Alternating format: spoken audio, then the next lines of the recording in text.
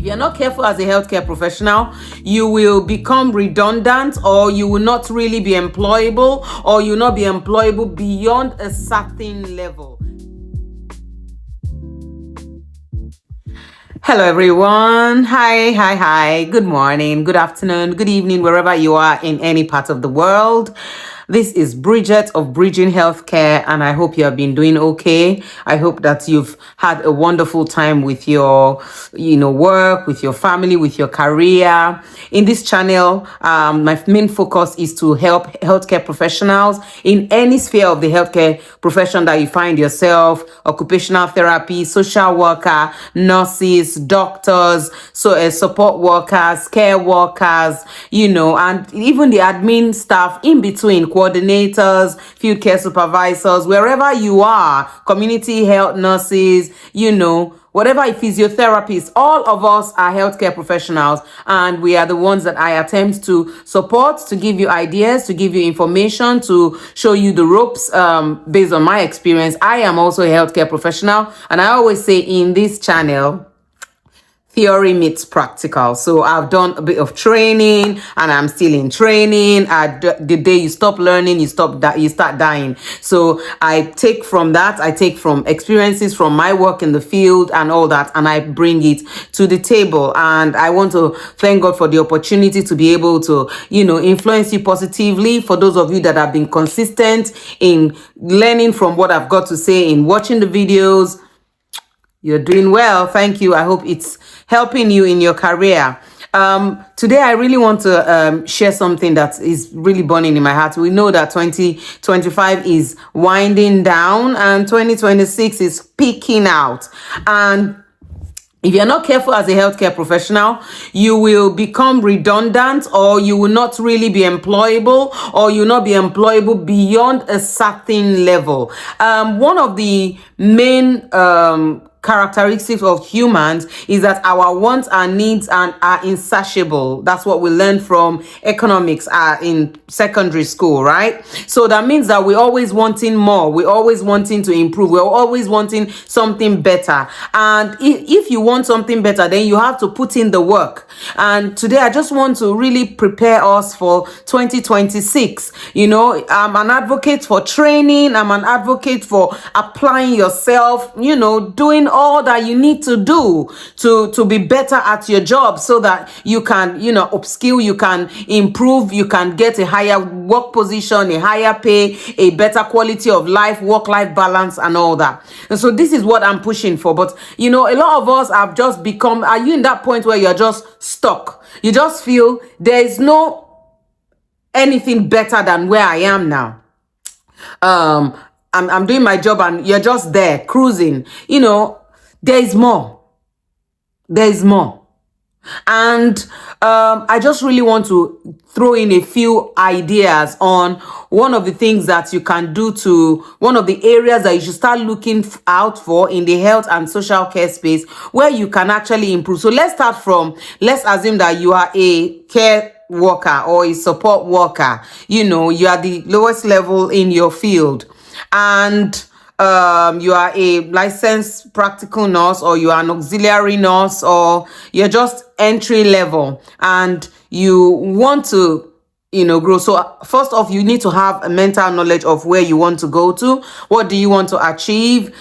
For me, when I started my career, I started in the nursing field, and when I kept working and kept working my way up, I found out that, I am very great at communication. I love training. I want to be able to walk to people to make serious changes in people's life. And I got interested in end of life care, and I did a bit of that, and that brought me into the health and social care space. And when I got into the health and social care space, I got into management, and gradually I started seeing how to write care plans. I started improving there, and then from there I moved. So what are the things that you should look out for in 2026, that if you put it as your form of improvement for yourself. Your skills will improve, your employability will improve. These are things that you can do, and it should inform the courses you do. It should inform the choices you make in terms of the job that you take. It should inform your supervisions when you're having supervision with your management team. It should inform how you treat your services and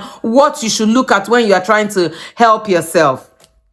So the world is going into trauma-informed practice because we have realized that most people do not respond well to care and support because of trauma. And trauma is, you cannot really say, well, I'm seeing trauma, I can touch trauma, but trauma affects everything. It affects both the healthcare professionals and the care worker. But when care is given out in a trauma-informed manner, it makes the care more acceptable. It makes it easier for both the person giving the care and the person receiving the care. And the world is beginning to see the importance of trauma. So why don't you start training in that line of work? So anybody in the field of health and social care, from you that you're an admin person, registered manager, coordinator, FCS, care workers, whatever it is, you need trauma. Trauma affects everything, even to the security man, even to the person, the bus driver,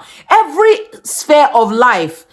As far as you are working with people, trauma must be involved because people deal with different levels of trauma. And when you are trauma informed in your practice, it helps you to behave with the person, relate with them in a manner that is more acceptable, more open and all that. So I will say, start thinking trauma-informed practice, trauma-informed care. Let it, look at that area. Another thing is when you're looking at restraint reduction, because if most organizations now are pushing for restraint reduction. Before now, though, people are teaching restraint. If somebody has behavioral concern and there's a community doors in place, or there's a care plan that allows you to restrain, people are trained to restrain, which is still on the table. However, the world is pushing for restraint reduction because sometimes the restraining causes more harm than good. Now, let me give you an instance. Somebody is dying and you give the person CPR and the person comes back to life. However, the person that gave the CPR pressed too hard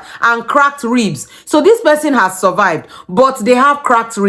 So they have that. So that is how restrain. You are restraining, you are trying to protect the person, but who knows, your hand may be thicker than my hand, depending on what the situation is. So it just makes it, the lines are very fine, the lines between aggression or injury and trauma. So why restraint can further aggravate trauma?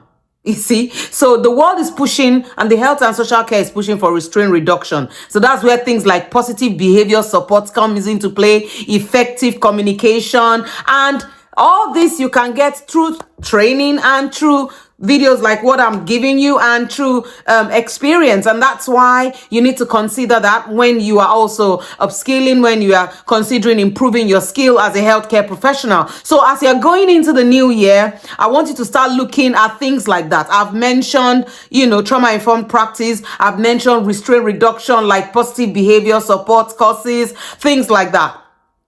Another thing I want to talk about is the mental health support. That is the social psychology of people. And it is something you can also consider, because when you look at psychology as a whole, it talks about how people behave and understanding why people behave the way they behave. But when you bring social psychology into place, or you are trying to promote positive psychology, what you are trying to do is that you are taking how people behave, you are bringing it into your field of work, and you are trying to explain why somebody has said something. It helps you to be more compassionate. It helps you to respond in a manner that is more acceptable. It helps you to be more person-centered and to promote positive behavior. So positive psychology, social psychology, there are other things that you can also consider. Effective communication. So when you are preparing for 2020, as you are planning, as you are looking for courses, as you are looking for things to upscale, what area of my department do I think I can go to? What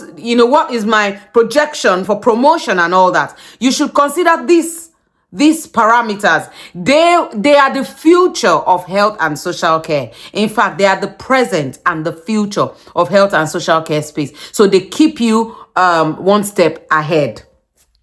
And all this you can get through training, you can get through your learning skills, you can get through courses, and you can get through a new job role that gives you an opportunity to learn and improve. Guys, I cannot overemphasize on training. Training is a big part of what we do. You cannot say you won't learn, you won't train. Oh, I'm done studying. No. 2026, be deliberate. Be deliberate about studying, be deliberate about yourself, be deliberate about your work, be deliberate about your family, be deliberate about balance, about your health. And I'm going to talk about health in another video. Thank you so much for coming again and again. And I'll see you in the next one. Bye.